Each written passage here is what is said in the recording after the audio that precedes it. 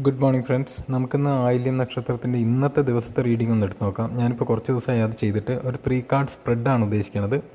ഒരു 2 മിനിറ്റ്സ് അത്രയേ ഉള്ളൂ, ഒരു ഷോർട്ട് വീഡിയോ. അപ്പോൾ ഞാനിവിടെ 3 കാർഡ്സ് സ്പ്രെഡ് ചെയ്തിട്ടുണ്ട്. അതിൽ ആദ്യം വന്നത് ദ ഹൈറോപ്പൻ്റ് എന്നുള്ള കാർഡാണ് വന്നത്, അപ്രൈറ്റാണ് വന്നിട്ടുള്ളത്.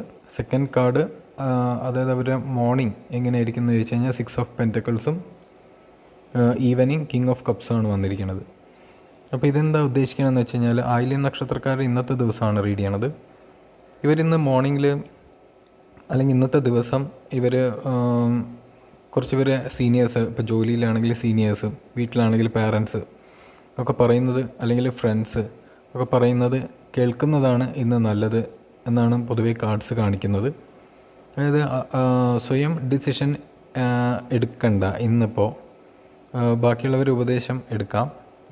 അതുപോലെ തന്നെ മോർണിംഗിൽ പൈസ അധികം സ്പെൻഡ് ചെയ്യേണ്ട, അതായത് ഇപ്പോൾ ആർക്കെങ്കിലും കടം കൊടുക്കാനുണ്ടെങ്കിൽ അത് ചെയ്യേണ്ട. പുതിയ പ്രൊജക്ട്സ് എന്തെങ്കിലും ഉദ്ദേശിക്കുന്നുണ്ടെങ്കിൽ അതിലേക്കൊന്നും ഇന്ന് ചെയ്യാതിരിക്കുകയാണ് നല്ലത് എന്നുള്ള പോലെയാണ് എനിക്ക് കാർഡ്സ് നോക്കുമ്പോൾ പറയാനുള്ളത്.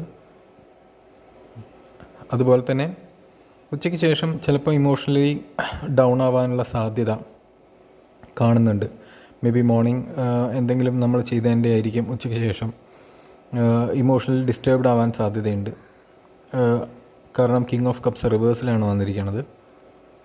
അപ്പോൾ ശ്രദ്ധിക്കുക, നിങ്ങൾ മോർണിംഗിൽ നിങ്ങൾ ഇമോഷണലി ഡിസ്റ്റർബ് ചെയ്യുന്ന ഒരു കാര്യങ്ങളും ചെയ്യാതിരിക്കുക. അതുപോലെ ഇന്ന് സ്വയമായിട്ട് ഡിസിഷൻസ് എടുക്കുന്നതിന് കുഴപ്പമില്ല, പക്ഷേ എടുക്കുന്നതിന് മുമ്പ് ഒരു സീനിയറായിട്ടുള്ള, നിങ്ങൾ പ്രൊഫഷണലാണെങ്കിൽ പ്രൊഫഷണലിൽ സീനിയർ ആയിട്ടുള്ള ആൾ, വീട്ടിലാണെങ്കിൽ പാരൻസ് അല്ലെങ്കിൽ ഗ്രാൻഡ് പാരൻസ്, അവരോടൊക്കെ ഒന്ന് ഉപദേശം തേടിയിട്ട് കാര്യങ്ങൾ ചെയ്യണമായിരിക്കും ഇന്നത്തെ ദിവസം നല്ലത്. അല്ലെങ്കിൽ ഉച്ചയ്ക്ക് ശേഷം ഇമോഷണൽ ആയിട്ട് ഡിസ്റ്റർബ്ഡ് ആവാൻ സാധ്യതയുണ്ട്. Okay friends, thank you.